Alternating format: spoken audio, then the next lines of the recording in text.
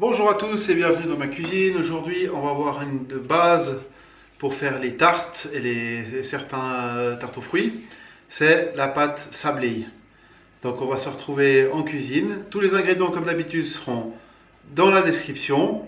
Et puis n'hésitez pas à liker, partager et à lâcher un petit commentaire, ça fait toujours plaisir. Allez, on se retrouve en cuisine. Voilà.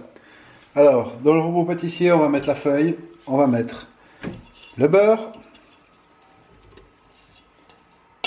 et à température ambiante. Ensuite, on va ajouter le sucre. Et je vais rapprocher mon robot. Tac. On va descendre, on se met en vitesse, en première vitesse. Et on va laisser ça tourner jusqu'à ce que ça fasse un peu comme du sable.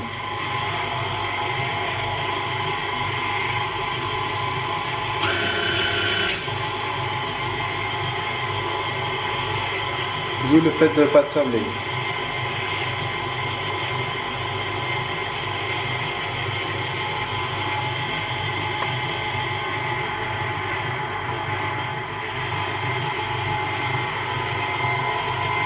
Voilà, comment on voit que ça commence un peu à s'agglomérer, on va rajouter l'œuf.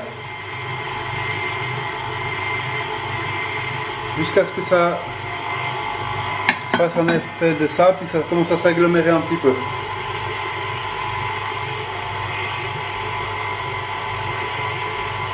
Plus ou moins pour faire une pâte comme ça, c'est préparation, on va dire 5-6 minutes.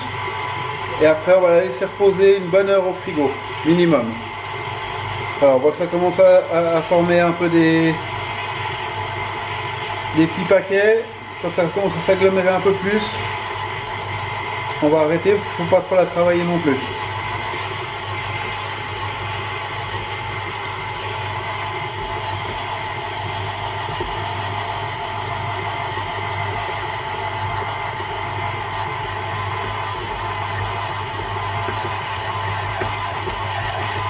Voilà, on va éteindre le robot.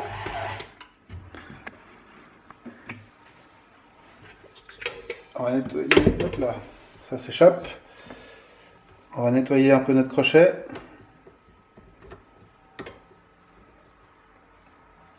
On va le mettre à nettoyer. La pâte, c'est une pâte qui est un petit peu collante. Donc c'est normal, ça colle un peu au doigt. Si elle est trop collante, n'hésitez pas à ajouter un peu de farine. Moi personnellement, elle a l'air plutôt pas mal là. Donc je vais la laisser comme ça. On la met sur le plan de travail. Tac. Ça va mettre de côté. Et on va l'agglomérer légèrement.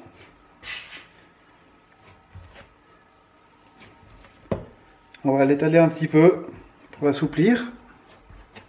La travailler un petit peu, mais pas trop la travailler non plus.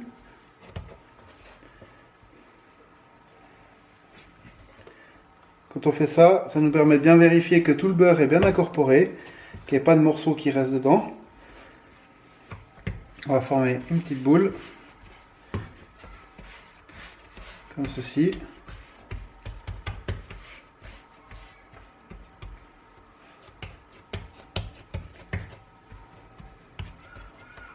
On va l'écraser un petit peu, comme ceci. On va la filmer et on va la laisser au frigo pendant 1 heure, 1 heure et demie. On se retrouve dans un petit moment. Voilà, j'ai foncé mon moule à tarte. Ce que j'ai fait, c'est que j'ai simplement mis du beurre fondu sur le moule à tarte avec de la farine. J'ai étiré ma pâte. Moi, ce que je fais, c'est quand je la sors du frigo, je la réchauffe, je la pétris un petit peu dans les mains pour la ramollir un peu.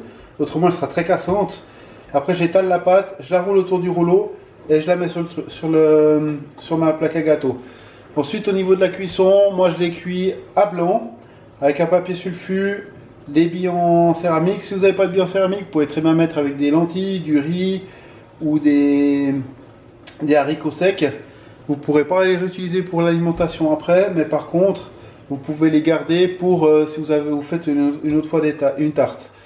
Ensuite de ça, la cuisson au four, c'est à 170 degrés, 20 à 25 minutes. Suivant l'épaisseur que vous faites. L'épaisseur de la pâte est à peu près de 3-4 mm. Voilà. Maintenant, je vais vous montrer comment étaler la pâte. Là, moi, j'ai un moule à tarte qui est rectangulaire. Donc, on va l'étirer en forme de rectangle.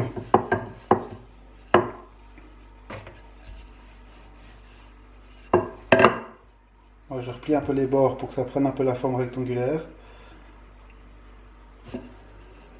Tac.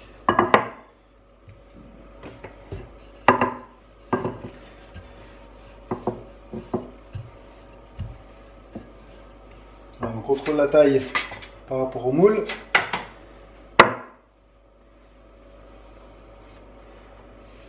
Là, on voit qu'il faut qu'elle soit un tout petit peu plus longue.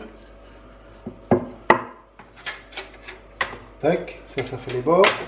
Et ensuite, on va la faire un peu plus large.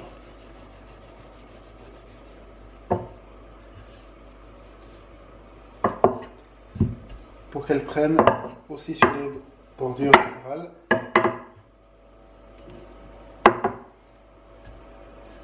Si votre pâte elle est un tout petit peu trop molle, n'hésitez pas à la remettre 10 minutes au frigo, ça ne lui posera aucun problème.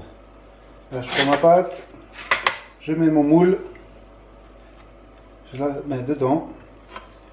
Là, un trou. Si vous faites un trou, c'est pas grave, vous pouvez sans doute le ressouder, ça pose aucun problème.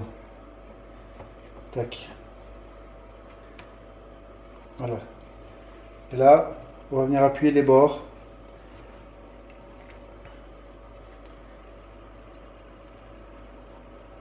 Pour que tout soit bien appuyé, qu'il n'y ait pas de bulle d'air derrière, ce qui pourrait gêner au niveau de la cuisson. Pour la mettre propre, un petit coup de rouleau, ça va couper tout seul, et garder l'excédent pour faire la suite.